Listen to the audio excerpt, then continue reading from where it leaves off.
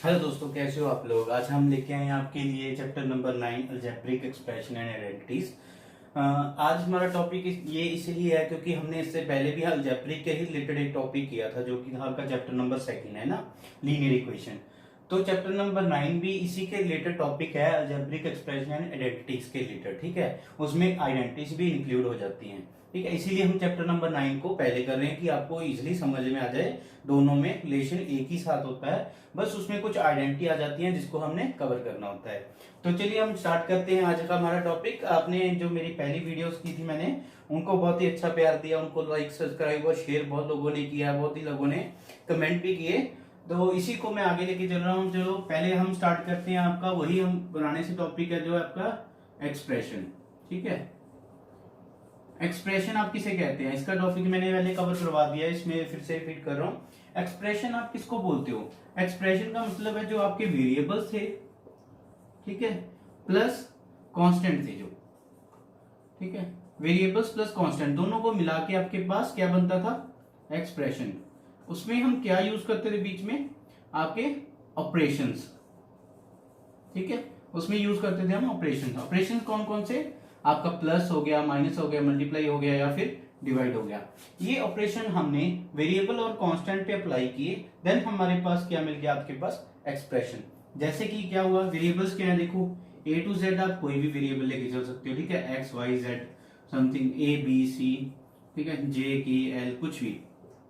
ठीक है, कांस्टेंट आपको मालूम है कांस्टेंट किसको बोलते हो, 1 से लेके 9 तक के आपके नंबर्स हैं। उसके बाद आप 1 से लेके इनफाइनाइट तक भी लेके चल सकते हो। ठीक है, मीनिंग हम इनको लेके चलते हैं, सारे के सारे नंबर्स हमारे क्या आ जाते हैं? कांस्टेंट नंबर में। जब हम इन दोनों के बीच का रिलेशन फाइंड आउट करते हैं ना, इसमें क्या यूज करते हैं? अगर डिवाइड करते हैं, मल्टीप्लाई करते हैं, प्लस करते हैं या फिर माइनस करते हैं, इन दोनों के बीच में अगर हम रिलेशन डिफाइन करते हैं तो वो हमारे पास क्या बन जाता है? एक एक्सप्रेशन, है ना। उसको हम क्या बोलते हैं? एक्सप्रेशन। जैसे कि मैं एग्जांपल दे रहा हूं, देखो कैसे मैंने क्या लिया, वेरिएबल लिया एक, तो एक मैंने क्या ले लिया? Constant values. ठीक है, वेरिएबल कौन सा लिया मैंने? पहले वेरिएबल ले लिया एक्स, ठीक है, एक ले लिया वाई, और कांस्टेंट ले लिया हमने 14, 3, 5। ठीक है, कुछ भी ले सकते हो।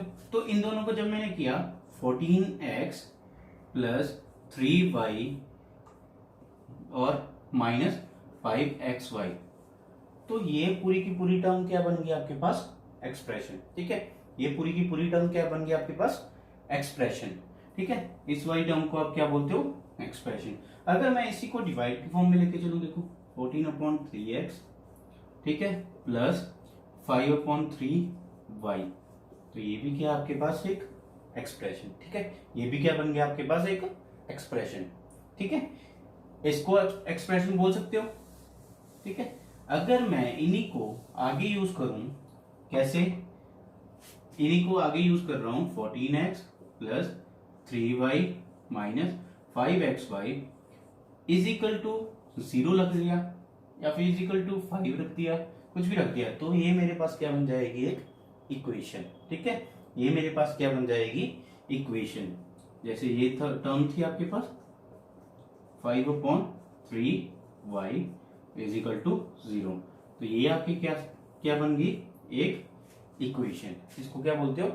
इक्वेशन। ठीक है, ये भी आपकी इक्वेशन बन गई। अगर आप 0 के इक्वल नहीं लिख रहे, इक्वालिटी का साइन नहीं लेके चल रहे, ठीक है, इक्वालिटी का साइन नहीं लेके चल रहे, तो आपके पास क्या आ जाएगा? वो जस्ट अलजेब्रिक एक्सप्रेशन आ जाएगा। ठीक है, अगर 0 भी साथ में आ गई तो वो क्या बन जाएगी? इसको क्या बना देगी? इक्वेशन। इसको क्या बना देगी? वो इक्वेशन। ठीक है, क्लियर हुआ? एक्सप्रेशन और लीनियर इक्वेशन में क्या डिफरेंस होता है? ठीक है, समझ में आ गए? उसके बाद क्या आता है, देखो इसमें आती हैं कुछ आपकी डेफिनेशंस। कौन कौन सी? एक्सप्रेशन में कौन कौन सी डेफिनेशंस आ जाती हैं अलजेब्रिक एक्सप्रेशन में? 1 बाय 1 बताएंगे भी। हाँ, सबसे पहले आती है टर्म, ठीक है, देन आते हैं फैक्टर्स, देन आते हैं आपके कोफिशिएंट। ठीक है, देन आते हैं आपके कोफिशिएंट। 1 बाय 1 डिस्कस करेंगे तीनों को। सबसे पहले क्या आता है, देखो मैंने एक टर्म ये कर लिया, अलजेब्रिक एक्सप्रेशन को लिख लिया। ठीक है, इसमें टर्म्स क्या है? सबसे पहले तो इसको क्या बोलते, जब हमने अलजेब्रिक एक्सप्रेशन को अलग अलग फॉर्म में लिख लिया, अलग अलग फॉर्म में मतलब 4x अलग लिख लिया, 9y अलग लिख लिया, 5 अलग लिख लिया, ठीक है। तो ये वाली टर्म्स ये क्या रिप्रेजेंट कर रही हैं? ये रिप्रेजेंट कर रही हैं आपकी टर्म्स को, ठीक है। ये आपकी फर्स्ट टर्म हो गई, ये आपकी सेकंड टर्म हो गई, ये आपकी थर्ड टर्म हो गई, ठीक है। ये किसको रिप्रेजेंट कर रही हैं? टर्म को। क्लियर? टर्म किसे कहते हैं? अलजेब्रिक एक्सप्रेशन में ये वैल्यूज को लेके चल रहे हैं हम अलग अलग, ठीक है, उनको आप क्या बोल रहे हो? टर्म बोल रहे हैं। देन आता है आपका फैक्टर्स। फैक्टर्स किसे कहते हो? जो मैंने ये टर्म ली है 4x, इसके दो फैक्टर्स हैं। दो कौन से? एक तो 4, एक x। फैक्टर्स क्या होते हैं? जो उस टर्म को सेटिस्फाई करते हैं, ठीक है। 4 को हम क्या लिख सकते हैं? इस फॉर्म में भी लिख सकते हैं ना। फैक्टर्स क्या होते हैं? जो उसको सेटिस्फाई करते हैं। अगर मैं 4 लेके चलूं तो 4 भी उसको सेटिस्फाई कर रहा है, x लेके चलूं तो x भी इसको सेटिस्फाई कर रहा है, ठीक है। तो 4 एंड x दोनों क्या हो गए? आपके फैक्टर्स। सिमिलरली आप 9y को क्या लेके चल सकते हो? इसके फैक्टर्स क्या बनेंगे? एक तो 9, एक आपका y, ठीक है। तो 9 और y क्या हो गए इसके फैक्टर्स। देन 5 आपका ऑलमोस्ट यही है, उसको भी आप क्या बोलोगे? जस्ट फैक्टर, ठीक है। उसको भी आप क्या बोलोगे? फैक्टर्स। क्लियर हुआ? इसको रफ कर रहा हूं थर्ड पार्ट के लिए आपका। तो ये भी क्या बन गया? आपका फैक्टर, ठीक है। टर्म क्लियर हो गया। देखो टर्म किसको बोलते हो? इक्वेशन में जो वैल्यूज होती हैं, या फिर मैं लिख दूं, ठीक है। 9 टर्म्स क्या होंगी इसमें? पहले तो हम लिखेंगे लेफ्ट साइड पे, ठीक है। टर्म्स क्या होगी? 9x 7y 9, ठीक है। फैक्टर्स क्या हो गए?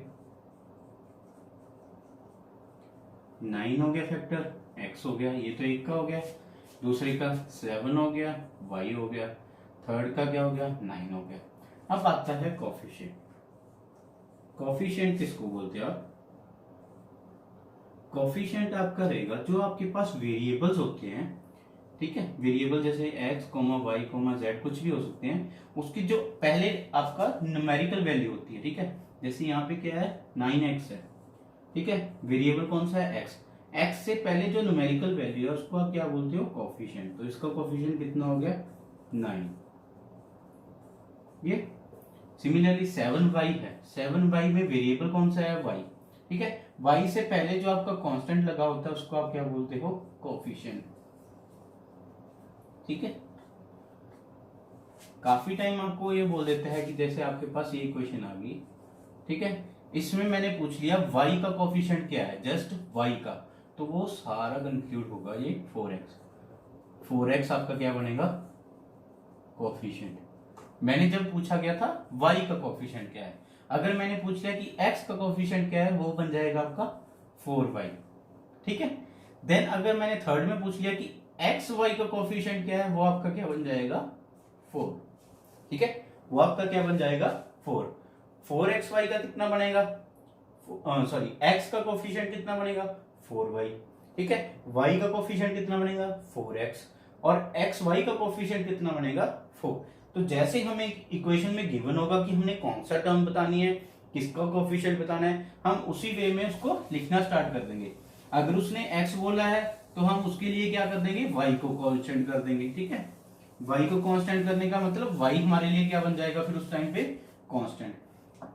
रिपीट करता हूं, देखो अगर मैंने लिख दिया 17xy हमारे पास कोई इक्वेशन है, ठीक है, 17xy इक्वेशन है, तो उन्होंने बोल दिया इस इक्वेशन में y का कोफिशिएंट क्या है? y का कोफिशिएंट क्या है? तो मतलब उस टर्म में जस्ट y ही वेरिएबल रह जाएगा, उस टाइम पे x नहीं होगा, ठीक है, क्योंकि वो पुट क्या कर रहा है कि y आपका वेरिएबल है, तो हमने y वेरिएबल नहीं लेना, ठीक, y को ही वेरिएबल कंसीडर करेंगे, x को वेरिएबल कंसीडर नहीं करेंगे। x क्या बन जाएगा उस टाइम पे? कांस्टेंट। तो y का कोफिशिएंट क्या बन जाएगा? कोफिशिएंट ऑफ y वो क्या बन जाएगा? 17x।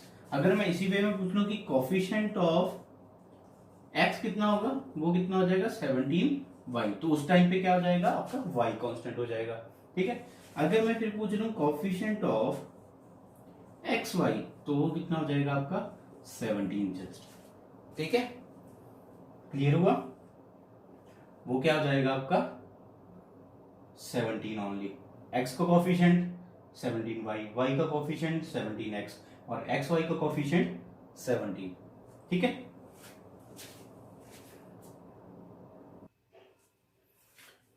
नेक्स्ट क्या आ जाता है हमारा? नेक्स्ट आ जाता है पॉलिनोमियल्स। ठीक है, पॉलिनोमियल्स, पॉलिनोमियल्स इसमें क्या क्या कंसीडर होता है? देखो पॉलिनोमियल, सबसे पहले तो इनकी डेफिनेशन पढ़ेंगे। पहले इसमें क्या क्या आ जाता है? पहले आती है मोनोमियल, ठीक है, फिर बाइनोमियल, फिर पॉलिनोमियल, जैसे कि आपके पास गिवन है।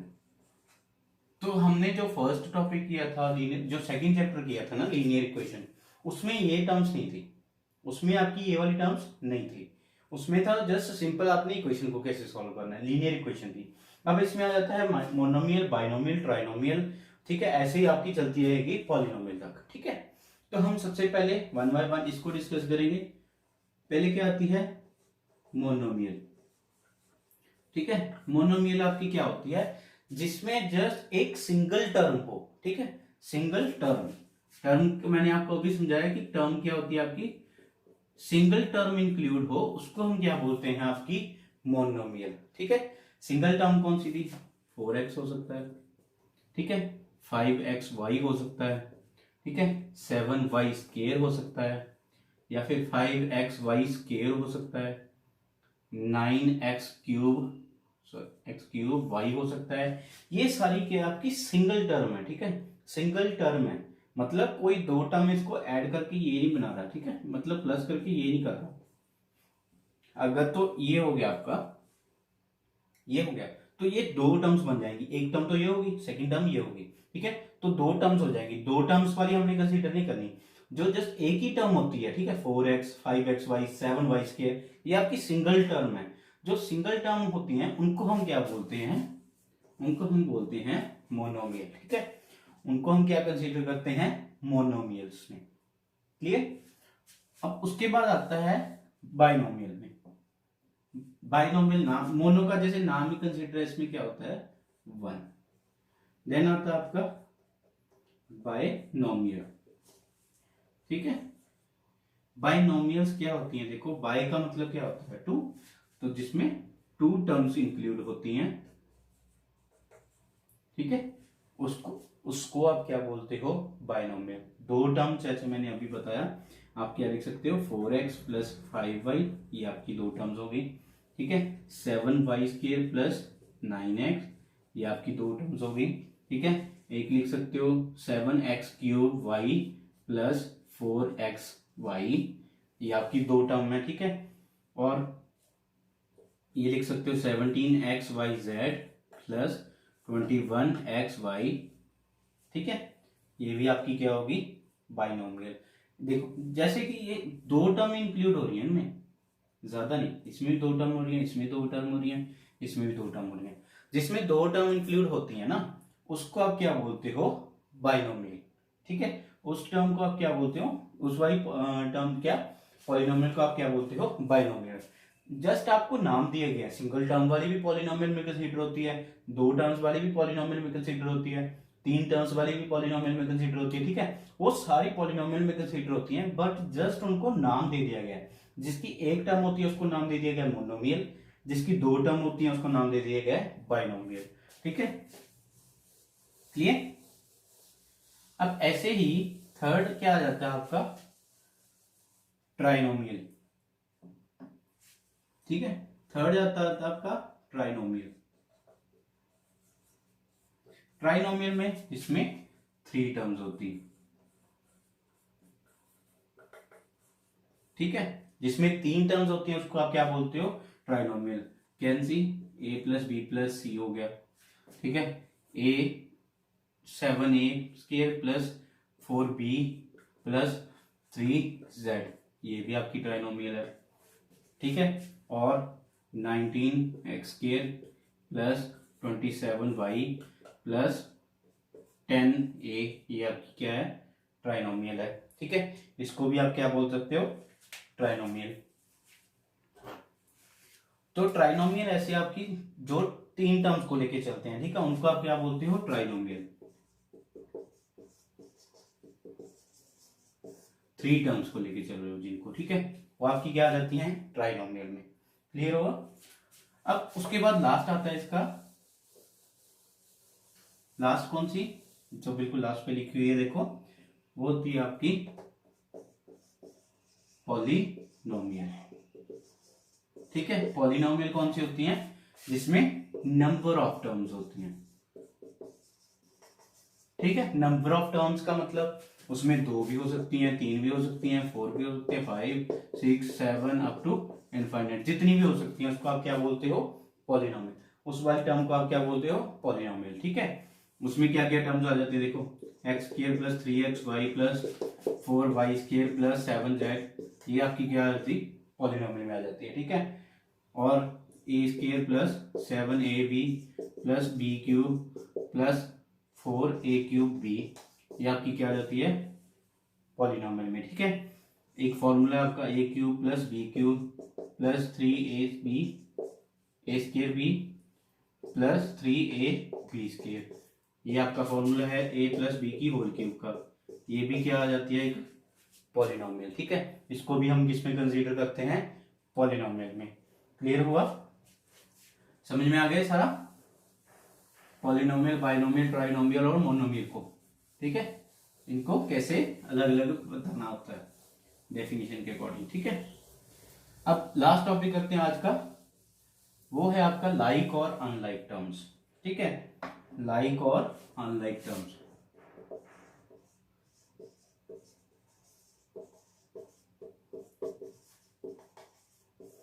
लाइक और अनलाइक टर्म्स क्या होती है, देखो, जो टर्म्स तो एक जैसी होती हैं उनको आप क्या बोल देते हो, लाइक टर्म्स। जो टर्म आपकी डिफरेंट होती हैं उसको आप क्या बोलते हो, अनलाइक टर्म्स।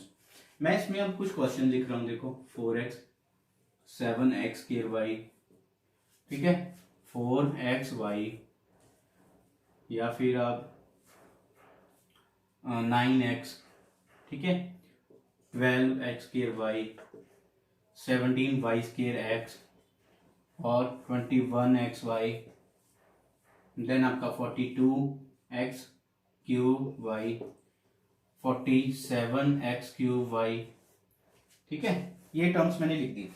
तो आपने मुझे बताना है कि लाइक टर्म्स कौन सी है और अनलाइक टर्म्स कौन सी है।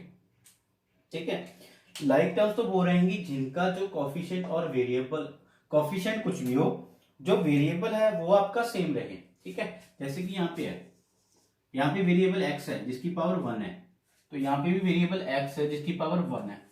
ठीक है, तो ये वाली दोनों टर्म्स क्या होगी, आपकी लाइक टर्म्स होगी। ठीक है, ये दोनों क्या होगी, आपकी लाइक टर्म्स होगी। सिमिलरली ये दोनों, क्योंकि इसमें भी x की पावर 3 है, इसमें भी x की पावर 3 है, इसमें y है, इसमें भी y है, कोफिशिएंट कुछ भी हो उससे हमें कोई मतलब नहीं है। ठीक है, हमने क्या चेक करना है, वेरिएबल की पावर आपकी सेम होनी चाहिए, वेरिएबल आप लोग दोनों साइड सेम होने चाहिए। ठीक है, तो ये दोनों सेम हो गया आपकी, ये दोनों क्या होगी, आपकी लाइक टर्म्स। ठीक है, ये क्या होगी, आपकी लाइक टर्म्स। और आप किसको बोल सकते हो लाइक टर्म्स, देखो ये 12x² था, एक x² कहाँ है, ये रहा। ठीक है, तो 7x² एंड 12x² ये क्या हो गया, आपके दोनों की दोनों लाइक टर्म्स होगी। ठीक है, और कौन सा, और आपका ये रहा। ठीक है, 4xy एंड 21xy ये क्या होगी, आपकी दोनों लाइक टर्म्स, क्योंकि यहाँ पे भी x की पावर 1 है, यहाँ पे भी x की पावर 1, यहाँ पे y की पावर 1 है, यहाँ पे भी y की पावर 1, तो ये क्या हो गया, आपके लाइक टर्म्स। और कौन सा रह गया, ये आपका रह गया डिफरेंट। ठीक है, y² था, y² किसी में नहीं था, तो ये एक सिंगल टर्म रह जाएगी। ठीक है, ये आपकी सिंगल टर्म रह जाएगी। तो आपको आज का सेशन कैसा लगा, मुझे प्लीज लाइक कमेंट बॉक्स में जरूर बताना कि आपको मेरा सेशन कैसा लगा, और जो जिनको मेरी वीडियो अच्छी लगे प्लीज मेरे चैनल को लाइक, सब्सक्राइब और शेयर जरूर कीजिएगा। आपको ऐसी और वीडियोस मिलती रहेंगी। Thank you.